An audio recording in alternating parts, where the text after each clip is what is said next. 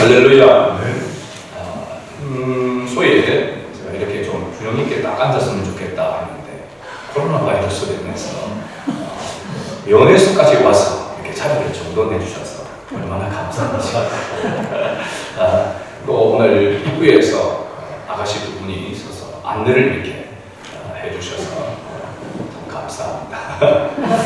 조금 주중에 오셨던 분들은 오늘 이렇게 아침에 입구에 있던 분들과는 좀 나이가 좀 많은 분들이었는데 굉장히 조금 기분 나쁘게 그렇게 이야기를 해서 저도 조금 은짠한 그런 부분이 있었는데 우리가 여러 가지 규칙을 최대한 잘 지키고 잘 이렇게 조심을 해서 최선을 다하면 사실은 우리는 가족이잖아요. 그래서 가정과 같은 옛날 같으면 한 가정 식구밖에 지금 안 됩니다. 가정에서 예배를 드리는 것과 이 자리에 모여서 예배를 드리는 게 가정에서 예배를 드리는 것보다 오히려 더 나을 수도 있는 그런 조건입니다. 사실은 그런 부분 가운데서 작은 교회들은 외부에서 세워 오는 분들 그런 분들이 없으면 자체적으로 이렇게 예배를 드리는 것도 그렇게 나쁘지 않다 이렇게 생각하는데 공무원들이나 CS는 이런 부분들에 대해서 되게 지금 민감하게 생각을 하고 있는 것 같습니다. 아무튼 이 코로나19 이 전염병이 하루속히 우리가 끝나가기를 원하는데 소홀되기를 원하는데 사실은 저도 기도할 때도 이렇게 말씀을 드렸지만 우리가 빨리 일상으로 돌아가고 모든 것이 안정되게 나아가는 것이 굉장히 중요한 부분이라고 말할 수 있습니다. 경제나 사회 모든 전반에 있어서. 우리 그리스도인들에게 있어서는 그런 일상으로 돌아가는 것보다 더 중요한 것은 이런 전염병을 통해서 하나님께서 우리에게 주시고자 하는 그런 메시지가 무엇인가 이 교훈을 알지 못하면 그냥 하나의 재앙으로만 이렇게 왔다가 지나가는 그런 모습이 될 수가 있다는 것이죠. 교회적으로, 개인적으로 여러 가지 이런 모습들 가운데서 우리는 무엇보다도 먼저 우리 자신들을 돌아보는 그런 계기가 되어야 되고 하나님과의 바른 관계를 위해서 더 전심전력하는 그런 계기로 삼아야 될 줄로 믿습니다. 그래야 이런 불편함이나 이런 어려움들이 그냥 어려움으로 끝나지 않냐고 하나님께서 이런 일들을 주관하시는 것 가운데서 하나님의 뜻을 깨닫고 하나님께 경배하게 서게 될 줄로 믿습니다. 오늘 드디어 우리가 8장으로 요한복음 8장으로 왔습니다.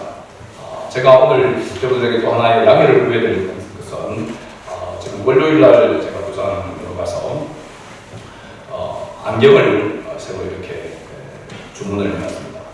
촘촘한 안경을 해서 조금 비용을 아껴보려고 테를 그대로 쓰고 렌즈만 이렇게 바꾸는 걸 했더니만 주중에 빠르면은 토요일날 온다 했는데 안 왔어요. 그래서 지금 다 촘촘 안경이 아니라 이렇게 보면은 글자가 약간 흐려 이렇게 보여요. 그래서 그냥 제가 좀 멀리 이렇게 보고 이렇게 하려고 합니다만 혹시 글을 읽는 가운데서 잘못 읽거나 평상시 뭔가 안경을 써도 잘못 읽을 때가 있습니다만 이해를 해주시길 부탁드립니다. 네. 오늘 우리가 8장에 거기 왔는데 7장에서 우리가 유대인의 명절, 초막절을 전후로 해서 있었던 아주 길고 긴 논쟁이 이제 다 끝이 났습니다. 그래서 요한복음을 기록한 사도 요한복음 이 7장 마지막 53절에 그렇게 이야기하고 있습니다. 다 각각 집으로 돌아가. 이게 마치 어떤 연극이 끝나고 이렇게 막이 닫혀지는 듯한 그런 느낌도 있습니다. 저도 요한을 볼 때에도 그런 아주 진부한 그런 논쟁들이 계속해서 되어지는 그런 부분들이 이제는 한 날라 끝이 났다라고 이렇게 이야기할 수 있겠죠. 그리고 이어서 예수님은 8장 1절에 보니까 어디로 가셨다고 했습니까? 감람산으로 가시니라 라고 이렇게 기록하고 있습니다. 굳이 사람들은 각각 집으로 돌아가고 예수님은 감람산으로 가셨다라고 이렇게 기록해 놓은 그 이유가 뭘까? 아마도 이 2절에서 8장 2절에서 아침에 다시 성전으로 들어오시니 감람산에서 성전으로 이렇게 예루살렘 성전으로 오셨다 라고 이렇게 말하고 있습니다. 이 예루살렘 성전을 지금 올드 시티라 이렇게 이야기합니다. 옛날 되어 있는 건물 그대로 있죠. 이 예루살렘 성에서 이 감람산으로는 걸어서 한 30분 정도 밖에 걸리지 않습니다. 예루살렘 성의 골짜기를 지나서 그 맞은편에 있는 산이 바로 이 감람산이라고 이렇게 얘기합니다. 이 감람산은 그야말로 감람나무가 많이 있기 때문에 아마도 감람산이라고 이렇게 하지 않았나 이렇게 봅니다. 실제적으로 백과사전에 찾아보니까 감나무도 아니고 감람나무, 이게 여러분 보신 적 있습니까? 그죠? 우리가 흔히 볼 수 없는 그런 나무입니다. 그래서 백과사전에 이렇게 찾아보니까 성서에 나오는 감람나무는 중국에서 자라는 감람나무와는 전혀 다른 물풀의 나무가에 속하는 올리브다. 그래서 실제로는 이스라엘에서는 이 감람나무를 올리브 열매가 되죠. 올리브 기름 있죠. 그래서 엄청나게 많습니다. 곳곳에 있는 나무들이 대부분이 올리브 나무입니다. 그래서 이스라엘의 이 올리브 나무가 굉장히 많다라고 하는 거예요. 그래서 이 감람 나무가 많은 이곳이 바로 올리브 산이라고 이렇게 이름을 붙이고 있습니다. 그리고 예수님께서 또 겟세마네 동산에서 기도하신 거 기억나시죠? 마태복음 26장에 보면 예수님께서 이제 십자가 그 사역을 앞두고 겟세마네 동산에서 밤이 또 땀이 핏방울 내도록 기도했던, 그래서 물론 거기에서 붙잡혀게 되어지지만 이 겟세마네 동산도 바로 이 감람산 자락에, 올리브산 자락에 있는 조그만 동산이다라고 이렇게 보십니다. 그리고 보면 예수님께서 예루살렘 성전에서 사역을 하시다가 가르치시다가 밤이 되거나 이렇게 하면은 어느 곳으로 가신다면 이 감람산으로 가셨다는 것입니다. 이 감람산. 그래서 이 감람산에서 예수님이 무엇을 하셨느냐라고 볼 때는 예수님께서 겟세마네 동산에서 보게 되면 기도하셨다라고 하는 것을 알 수 있고, 또 보면은 육신적으로도 좀 쉼을 얻는 그런 바로 곳이 이 감람산이다. 그래서 사도 요한이 예수님으로 하여금 감람산으로 가시니라라고 하는 것은 그 감람산에서 예수님께서 하시는 그런 일이 있었다라고 하는 것이죠. 그래서 기도와 쉼을 얻는 그런 곳이 바로 이 감람산이다. 그리고 보면 오늘 우리 그리스도인에게도 이 감람산, 올리브산, 이 예수님께서 가셨던 그와 같은 이 감람산이 우리에게도 있어야 될 줄로 믿습니다. 오늘날 생각하면 생각해보면 이곳이 어느 곳이냐? 우리가 기도하고 하나님과 교제하고 또 거기에서 참된 안식을 얻는 그곳이 어디겠습니까? 바로 교회라고 할 수 있습니다. 교회는 하나님과 교제하고 또 하나님의 자녀들인 성도들과 서로 교제하며 뜻을 떼며 하는 이 교제, 하나님과의 교제, 성도와의 교제, 이것이 바로 우리가 일주일 동안 살아가면서 또 일주일을 살아가면서 시작하는 쉼을 얻고 영적으로 육적으로 쉼을 얻는 그런 곳이 바로 교회라고 하는 사실입니다. 여러분에 있어서 나에게 참된 영적인 쉼과 또 주님과의 교제의 그 공간, 그런 시간은 교회다. 하나님 앞에 예비하는 이 주일이다 라고 하는 그런 고백이 있기를 원합니다.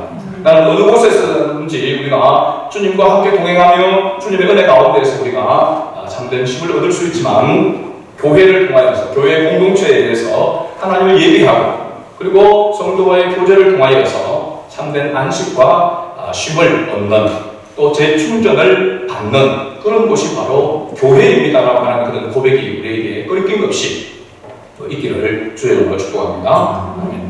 이 우리가 요한복음 마태, 마가, 누가복음과는 다른 그런 특징으로 기록되어졌다라고 하는 걸 기억나시죠? 그래서 마태, 마가, 누가 이 세 복음서를 공관 복음서라, 같은 그런 관점으로 기록되어졌다라고 이야기하는 거죠. 그러니까 예수님의 출생부터 시작해서 예수님께서 십자가에 못 박혀 죽으시고 부활 승천하시는 것까지 예수님의 생애의 일대기를 시간 순서로 기록해서 예수님이 어떤 분이신가, 예수님이 메시아다라고 하는 것을 나타내기 위하여 기록되어진 것이 바로 마태, 마가, 누가복음이다. 그럼 요한복음도 역시 마찬가지로 예수님의 생애에 대해서 기록하고 있지만 예수님의 생애에 있었던 사건을 중심으로 해서 그 사건이 무엇을 말하고 있는지, 그래서 그 사건을 통해서 예수님이 그리스도 메시아라고 하는 것을 깨닫도록 하고 그 메시아를 믿도록 하기 위한 목적으로 요한복음이 기록되어져 있다라고 하는 사실입니다.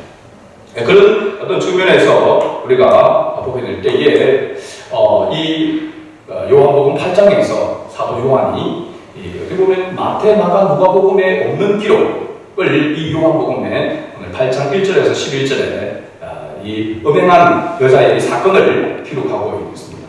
이 사건을 기록하는 목적은 뭐냐면 그 사건 자체가 일어나고 언제 일어났나라고 하기보다는 그 사건이 일어난 그 사건을 통하여서 무엇을 말하고자 하는 것입니다.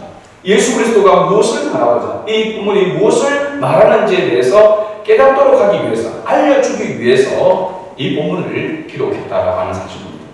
먼저 1절과 2절에서의 예수님의 삶은 바로 감람산으로 이렇게 가시고, 그리고 또 하나는 뭐냐면 다시 성전으로 들어오셔서, 2절에 보면 아침에 성전으로 들어오셔서 예수님께서 하신 일이 뭐냐면 가르치는 일이었습니다. 가르치는 일. 그리고 교회가 하나님을 예배하고, 그래서 하나님과 교제하고 성도의 교제가 있어서 하나님의 은혜 가운데서 재충전을 얻을 수 있는 그런 공간이다, 그런 곳이다 라고 이렇게 이야기를 드렸습니다만, 또 하나 중요한 것이 뭐냐면 교회는 하나님의 나라에 대하여 또 하나님의 말씀을 가르치는 곳이다, 교육하는 곳이다. 그래서 예수님의 바로 3대 사역이 전파하고, 복음을 전하고, 그 다음에 가르치고, 치유하는 이 세 가지의 사역이 예수님의 중점적인 3대 사역이었고, 이 사역을 예수님이 어디에 위임했냐면 오늘날 교회에, 주님의 몸인 교회에 위임해 주었다는 사실입니다. 그래서 교회가 해야 될 가장 중요한 것은 뭐냐면 복음을 전하는 것이고, 그리고 하나님의 말씀을 바르게 가르치는 것이고, 그리고 말씀을 통해서 우리가 치유되어지는, 새롭게 되어지고 찬양하는, 성숙되어지도록 나아가는, 그것이 바로 교회가 해야 할 일이다라고 하는 것을 말하고 있는 것이죠. 예수님께서는 감람산으로 가셔서 기도하고 또 거기에서 쉼을 얻고 다시 사역의 현장으로 돌아와서 할 때에 하나님의 말씀을, 하나님 나라에 대해서 가르치시고, 또 예수님께서 지금 이 요한복음에서의 보면은 예수님이 가르치심은 무엇에 대한 가르침이냐면 율법을 재해석하는, 그죠? 율법에 그 문자적으로 행하고 있는 종교 지도자들, 그 당시에 유대인들을 향하여서 그 원래의 율법의 의미는 그런 것이 아니다 라고 하는 것을 율법에 대한 재해석에 대해서 가르치고 있는 그런 모습을 봅니다. 그래서 아마도 사도 요한이 이 본문을 기록하는 것도 앞에서 마찬가지로 예수님께서 안식일을 지키는 것, 할례에 대한 그런 부분들을 이야기할 때에 그 원래의 의미가 무엇인지를 이야기하고 있잖아요. 그런 맥락에서 지금 보게 되면 예수님의 가르치심은 지금까지 사람들이, 율법사들이나 다른 사람들이 가르쳤던 것과는 달랐다라고 이야기했습니다. 그렇죠? 우리 1장 46절 말씀이죠. 아래 사람들이 대답하되 그 사람이 말하는 것처럼 말한 사람은 이때까지 있었다 없었다? 없었나이다 그렇습니다. 그렇죠? 그러니까 똑같이 모세의 율법을 이야기하면서도 예수님은 그 율법에 대해서 다르게 해석하고 있었다라고 하는 것을 말하고 있는 것이죠. 그래서 이 부분에 대해서 사도 요한이 어떻게 예수님께서는 율법에 대해서, 모세 율법에 대해서 다르게 해석하고 있는가라는 것을 이 본문을 통해서 드러내기 위해서, 그리고 그것을 다르게, 율법에 대해서 다르게 깨닫도록 하기 위해서 이 본문이 기록되어졌다라고 하는 사실입니다. 조금 뒤에 가서 모세의 율법을 해석하는 이 부분에 대해서는 뒤에 우리가 다시 보기로 하고 본문을 다시 돌아서 살펴보게 되어지면, 사도 요한은 오늘 본문 가운데서 보면 서기관들과 바리새인들은 잘 알죠. 율법을 가지고 가르치는 사람들입니다. 서기관들은 뭘까요? 공무원 중에서 서기관일까? 서기관이 뭘까? 성경을, 율법을, 모세율법을 필사하는 사람입니다. 지금도 있습니다. 지금도 있어야 하면은 하루 종일 출근해서 하루 종일 이 토라, 율법을 필사하는 사람들이 있습니다. 이 종교 지도자들 중에 한 사람이라고 그렇게 말할 수 있죠. 이 서기관과 바리새인들이 음행 중에 잡힌 여자를 끌고 와서 백성들 가운데, 사람들 가운데 세웠다라고 했습니다. 4절 말씀을 같이 읽어볼까요? 4절. 예수께 말하되 선생님, 이 여자가 가늠하다가 현장에서 잡혔나이다. 5절. 모세는 율법에 이러한 여자를 돌로 치라 명하였거니와 선생은 어떻게 말하겠나이까? 이스라엘의 나라에서 이 음행에 대한, 간음에 대한 이런 부분에 대해서 율법에 명시하고 있는 그런 부분이 있습니다. 그 율법에 뭐라고 명시되었다고 이야기했습니까? 돌로 치라. 이 형벌을 석형이라 해요. 돌로 쳐서 죽이는 형벌을 석형이라 이렇게 이야기합니다. 이 석형으로 이렇게 형벌을 하는 것이 마땅하다. 그런데 이 서기관과 바리새인들이 율법에 대해서 예수님은 남다르게 해석하고 있다고 하는 것을 생각하고 있었습니다. 그 부분에 대해서 다르고, 그래서 예수님의 말씀에 자기들의 입장에서 보면 미혹되어서 예수님을 믿는 유대인들도, 바리새인들 중에서도 예수님을 믿는 사람들이 생겨났다는 말이죠. 그러니까 좋다 두고 본 거죠. 이 부분에 대해서는 우리가 어떻게 이야기할 거냐라고 하는 그런 모습으로 예수님한테 그 가늠하다가 현장의 현행범이죠. 바로 발뺌을 할 수 없는, 변명할 수 없는 그런 바로 죄인입니다. 데리고 끌고 와서 예수님 앞에 놓고 그렇게 이야기합니다. 모세 율법에는 이런 음행한 일은 돌로 치라고 이렇게 했다. 그런데 선생님은 당신은 어떻게 말하겠나이까? 라고 이렇게 묻는 것이죠. 여러분, 이 사건, 이 음행 사건이 얼마나 큰 중대한 그런 사건인가에 대해서 모세 율법에 어떻게 기록하고 있는가? 그리고 레위기 20장 10절과 또 신명기 22장 22절. 여러분, 레위기는 하나님께서 모세를 통해서 준 율법들을 이야기하고 있죠. 그죠? 그리고 신명기는 그 율법을 다시 이스라엘 백성들이 가나안 땅에 들어가기 전에 다시 한번 모세가 이스라엘 백성들에게 이야기하고 있는, 그래서 신명기라고 할 때 새로운 명령을 이야기하고 있습니다. 가나안 땅에서 너희가 어떻게 살아야 되는지 하나님께서 너희들에게 준 율법에 대해서 다시 한번 이야기하고 있는 그 부분이 바로 신명기입니다. 그래서 레위기 20장과 이 신명기 22장에 나와 있는 기록을 보면, 먼저 레위기 20장 10절에 보면 누구든지 남의 아내와 간음하는 자, 곧 그의 이웃의 아내와 간음하는 자는 그 간부와 음부를 반드시 죽일지니라. 근데 죽이는 그 형벌이 뭐냐면 돌로 쳐 죽이는 것이죠. 신명기 22장 22절에 보면은 어떤 남자가 유부녀와 동침한 것이 드러나거든 그 동침한 남자와 그 여자를 둘 다 죽여 이스라엘 중에 악을 제할지니라. 이게 모세의 율법입니다. 가늠한 자에 대한 그런 부분에 대해서 모세를 통하여 하나님께서 이스라엘 백성들에게 주신 바로 율법입니다. 법이죠, 법.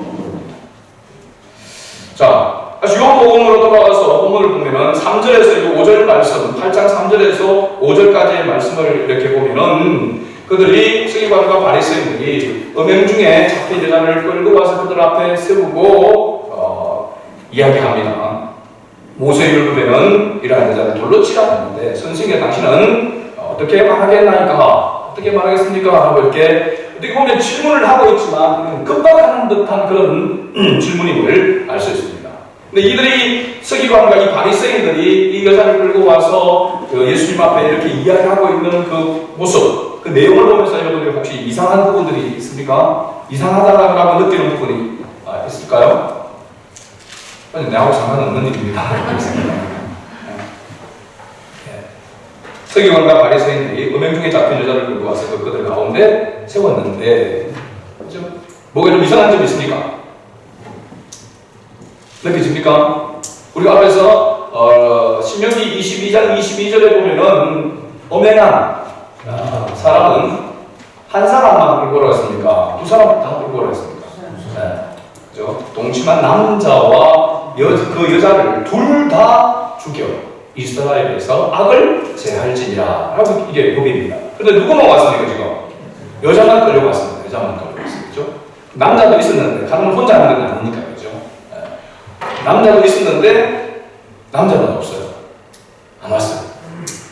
그러면 이따가 남자도 잡아와서 둘 다 데리고 와서 이렇게 해야 되는데 왜 여자만 데리고 끌고 왔느냐? 끌고 왔다라고 하는 건 그야말로 진짜 그야 머리채를 잡고 끌고 왔다는 겁니다.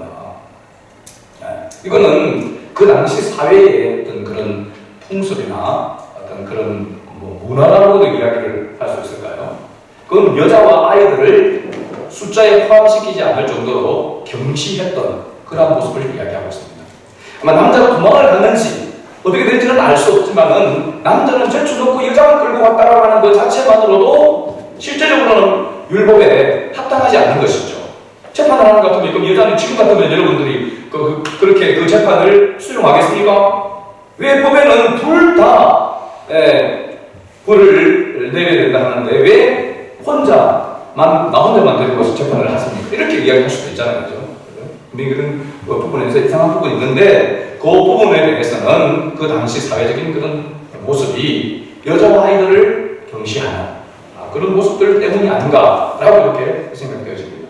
어쨌든 이들이 현행범인 여자를 끌고 와서 사람들 가운데 세우고 예수님께 급박하는 그런 질문을 하면서 이야기합니다. 예수님이 모세의 율법에 대해서 알고 있는지를 테스트하기 위해서 이렇게 질문을 던졌을까요? 아니면 모세의 율법을 알고 있지만 그 율법을 어떻게 해석할 것인지 여기에 관점을 두고 질문을 던진 것일까요? 우리가 흐름을 볼 때 앞에서 말했지만 예수님께서 율법을 해석하는 것이 그죠? 지금까지 다른 사람들 또 종교주의자들과는 다른 그런 모습이 있었기 때문에 이번에도 그렇게 다르게 해석하고 판단하는지를 보자라고 하는 것입니다. 그런데 사도 요한은 이들이 질문한 의도에 대해서 6절에 그렇게 밝히고 있습니다. 6절을 같이 읽어볼까요? 8절 6절. 그들이 이렇게 말하면 고발할 조건을 얻고자 하여 예수를 시험합니다. 예수께서 몸을 굽히사 손가락으로 땅에 썼으니 자, 분명한 의도가 있습니다. 예수님께 데리고 온 그 의도는 뭐냐면 고발할 조건을 얻고자 예수님을 뭐 하셨다? 시험하셨다. 이 시험하셨다라고 하는 것은 다른 말이 아니라 올무에 맡으려고. 그러면 보세요. 이 질문을 던졌던 예수님의 입장에서 보게 되면 모세 율법에는 분명히 뭐라고 이야기했습니다. 석형입니다. 그죠? 그걸로 쳐서 죽여야 됩니다. 그런데 지금까지 예수님은 무엇을 강조하고 있습니까? 율법 그 자체의 문자적인 그런 그 조문보다도 더 중요한 것을 강조했습니다. 그건 바로 사랑이었습니다. 긍휼과 자비, 사랑. 그래서 죄인들의 친구가 되어줄 정도로 그죠? 약한 자들, 연약한 자들, 죄인들, 그 당시 멸시했던 사회에서 멸시당했던 그런 창녀들, 세리들 이런 사람들을 예수님은 가까이 했단 말이죠. 그러면서 그들을 치유하고 그들로 하여금 예수님을 믿도록 하는 그런 사역들을 해왔단 말이죠. 그러면 자 모세의 율법에는 분명하게 돌로 쳐 죽이라고 이렇게 이야기하고 있는데 이번에도 당신이 그렇게 그러면 사랑을 베풀고 긍휼을 베풀어 줘야 되느냐? 꼼짝하지 못할 이런 어떤 보면 예수님은 진퇴양난에 빠지게 되어진 그런 상황이 되고 마는 거죠.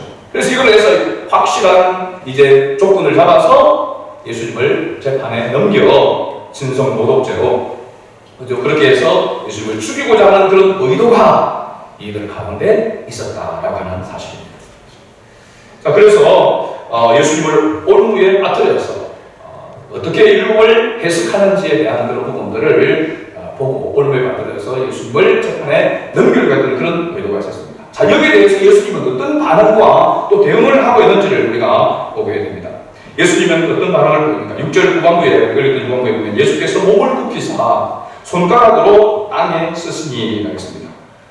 그리고 또 한 번 있습니다. 8절에도 보면 8절에 다시 읽어봅니다. 다시 몸을 굽혀 손가락으로 땅에 쓰시니 하겠습니다. 예수님께서 두 번 손가락으로 땅에 뭔가를 써셨다라고 이렇게 이야기하고 있습니다. 어떤 신학자들은 그렇게 이야기를 합니다. 아마도 돌멩이를 좀 들고 죽이려고 하는 그런 군중들, 그 사람들의 앞에 앞에 있는 사람들부터 시작해서 그들의 죄목을 당했습니다. 너는 도둑질하는 것 해서 그래서 그 자기의 죄목을 보고 그 본문을 보면 양심의 가책을 느꼈다고 했습니다. 근데 실제로 원문을 보면 양심의 가책이라고 하는 말이 없습니다. 이 말은 원어적으로 보니까 어떤 모습이냐면 자신의 죄가 들통나서 한 사람씩 나갔다고 얘기합니다. 양심을 가책을 느껴서 막 어떤 그런 반성하고 회개하는 그런 마음으로 간 것이 아니고 자기 죄가 들통나서 그냥 갔다는 것입니다. 자, 예수님께서 도대체 그러면 땅에 뭐라고 썼길래 그죠? 그 사람들이 뭐 이렇게 끌어갔는가? 여러분 뭘 쓸 거라고 생각합니까? 내가 볼 때는 뭐 죄목을 썼다라고 하는 것은 굉장히 좀 오버라고 생각합니다. 너무 많이 나가는 거라고 생각해요. 총각으로 썼다 이렇게 이야기를 하고 있는데 뭘 썼는지에 대한 그 내용 우리가 합리적인 그런 어떤 추측을 이렇게 해보려면 구약의 또 이런 하나님 말씀을 구약의 말씀들을 살펴봐야 됩니다. 구약에 보면 하나님께서 직접 친히 손가락으로 글을 쓰셨다고 하는 기록이 나옵니다. 어디에 나올까요? 어떤 일에 나와요? 여러분 십계가 명하였죠.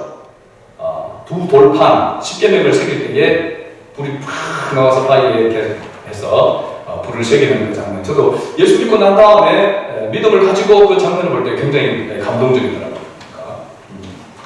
예수님께서 모세를 통하여 이스라엘 백성들에게 두 돌판, 십계명 두 돌판을 줄 때에 하나님께서 친히 쓰셨다고 이렇게 기록하고 있습니다.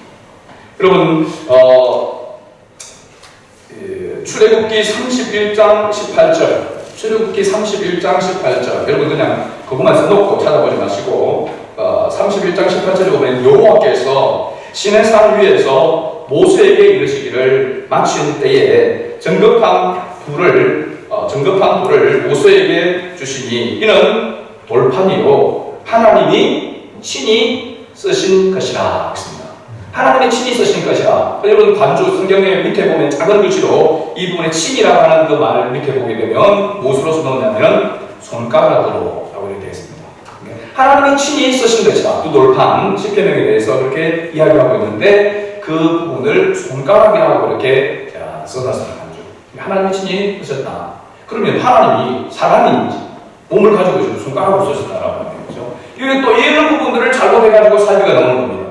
그죠? 자기도 쓴 거, 하나님이 쓴 거다. 이렇게 할 수도 있죠. 사회가 이런 데서 나오는 겁니다. 여기서 하나님이 손가락이 없잖아요. 하나님 영이 있으니까. 그는 하나님의 전지전능하심을 상징하는 표현입니다. 상징하는 표현. 이거를 그냥 문자적으로 그대로 하나님의 손가락이 이렇게 나와서 썼다 하고 이렇게 말하면 안 되는 것이죠. 그래서 십계명 두 돌판을 예수가 하나님께서 직접 친히 쓰셨다라고 하는 사실입니다. 그러면 하나님께서 한 번 썼을까요? 여러 번 썼을까요? 두 번 쓴 거 여러분 기억나십니까? 자, 처음에 하나님 쓰신 것을 가지고 내려왔습니다. 그런데 이스라엘 백성들이 뭐하고 있었습니까? 모세는 아론을 통하여서 금송아지를 만들어서 이 금송아지가 우리를 애굽에서 인도해 놓은 신이라고 하면서 그 금송아지를 경배하고 거기 하면서 그들이 거기에서 우상 숭배를 하면서 그냥 그야말로 무법천지가 되어져 있죠. 그래서 모세가 그 가지고 온 돌판을 던져 깨뜨리게 됩니다. 그리고 난 다음에 다시 올라가서 그 성경의 기록에서 보게 되어지면 모세가 올라가서 41주 야로 여호와와 함께 있으면서 떡도 먹지 아니하고 물도 마시지 아니하고 40주야를 그곳에 있으면서 하나님께서 다시 돌판을 친히 만들어서 기록하셔서 모세에게 줍니다.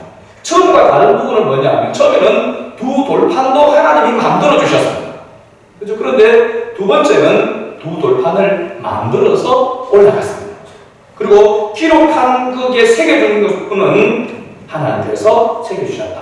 그래서 하나님께서 두 번의 이렇게 친히 손가락으로 쓰셨다 할 때에 그 쓰신 것은 율법이었다는 것은 십계명이었다는 것입니다. 십계명적으로. 그러면 예수님께서 땅에 손가락으로 뭔가 쓰셨다라고 하는 것은 그냥 뭐 낙서를 하는 것이 아니라 바로 이스라엘 백성들로 하여금 그와 같은 것들을 생각할 수 있도록 그 모습을 통해서 예수님께서 기록한 것은, 땅에 쓴 것은 뭐라고 우리가 합리적으로 추론할 수 있을까요? 십계명이죠. 십계명. 계명입니다. 계명. 십계명 1계명부터 마지막 10번째 계명까지 다 썼는지, 아니면 간음하지 말라라고 하는 계명이 7계명입니다. 7계명은 이 간음하지 말라라고 하는 것만 썼는지는 알 수 없지만 율법을 쓰셨다는 거예요. 그 말은 뭐냐면 사람들이 볼 때에 예수님이 율법을 잘 알고 계신 분이다라고 하는 것을 나타내주는 것이죠. 자, 그러면서 예수님이 쓰시고 난 다음에 뭐라고 이야기했습니까? 그러면 누구든지 죄 없는 자가 먼저 돌로 치라고 했습니다. 죄 없는 자가 돌로 치라. 그러면 죄 없는 자가 있습니까? 여러분, 율법을 우리가 지킨다고 하지만 율법을 온전히 지킬 수 있습니까? 율법은 우리가 율법을 온전히 지키도록 하기 위해서 주신 따라기보다는 율법을 통해서 죄가 무엇인지를 깨닫도록 하기 위해서 주신 것입니다. 그렇죠? 율법이 곧 우리가 말하면 거울과 같은 것이죠. 그 거울에 비춰서 우리의 모습을 담습니다. 그래서 죄가 무엇인지를 깨닫도록 하기 위해서 율법을 주시는데, 당시 유대인들은 이 율법을 자기들이 다 철두철미하게 지켜서 온전하게 이루어지는, 그죠? 온전하게 되어줄 수 있다고 생각하고, 또 어느 정도 온전하다고 자기들이 생각할 때에 그런 권위를 가지고, 권세를 가지고 이렇게 사람들을 대했던 것입니다. 가르쳤던 것입니다. 예수님은 여기에 대해서 그것은 합당하지 않다라고 이야기했죠. 자, 예수님께서 가난하지 말라고 하는 것을 기록할 때에 가난하지 말라고 하는 부분에서 예수님은 어떻게 해석을 하셨느냐? 여자를 보고 음욕을 품는 자보다, 마음에 음욕을 품는 자보다 이미 가난한 자라고 했습니다. 행위적인, 육체적인 행위로만 가는 게 아니라 마음으로 음욕을 품어도 가난한 것이라고 했습니다. 그죠? 살인죄에 대해서도 뭐라고 했습니까? 미워하는 마음을 가져도 이미 살인한 것이라고 했습니다. 그죠? 그러니까 문자적인 그런 해석보다도 더 중요한 그 근본적인 부분이 있음을 이야기하고 있는 것이죠. 누구든지 죄 없는 자가 있느냐, 여자를 보고 음욕을 한 번도 품지 않은 자가 있느냐. 여기에 서 있는 사람들은 젊은이부터 어른들까지 있으니까 어린 아이들을 제외한 거거든요. 젊은이부터 어른들까지 있었다고 했잖아요. 그죠? 그러면 죄 없는 자가, 예수님께서 마음에 가늠하지 말라, 마음에 음욕을 품는 자도 이미 마음 가늠한 것이다, 이렇게 했을 때에 누구든지 죄 없는 자가 먼저 돌로 치라고 할 때에 그 사람이 스스로 자기의 죄를 제가 있음이 들통나게 되어졌는가, 그 자리에서 떠나가게 되어졌다는 것입니다. 자, 굉장히 중요한 그런 부분입니다. 그리고 난 다음에 예수님께서 일어나사 여자 외에 아무도 없는 것을 보시고 이러시되, 여자여, 너를 고발하던 그들이 어디 있느냐? 너를 정죄한 자가 없느냐? 라고 이렇게 예수님이 묻습니다. 그럴 때 11절에 지금까지 한마디도 없었던 거자, 그리고 고개를 숙이고 죽기를 기다리고 있던 그 여자가 입을 열립니다. 뭐라고 말합니까? 주여 없나이다. 주여 없나이다. 여러분, 이 말씀을, 이 여자의 고백이 누구의 고백이라고 생각합니까? 누구의 고백이야? 이 고백이 누구의 고백입니다. 내 자신의 고백이야. 제가 앞서 이야기했잖아요. 가늠하다가 음행 중에 가늠하다가 잡혀온 이 현장범인 이 여자, 나와 무슨 상관이 있습니까? 제3자적인 그런 입장에서 우리가 그들을 바라보고 있는 그런 모습이 아니라고 하는 사실입니다. 그 여인이, 이 여자의 모습이 나의 모습이라는 사실입니다. 내 모습입니다. 죄 없는 자가 있습니까?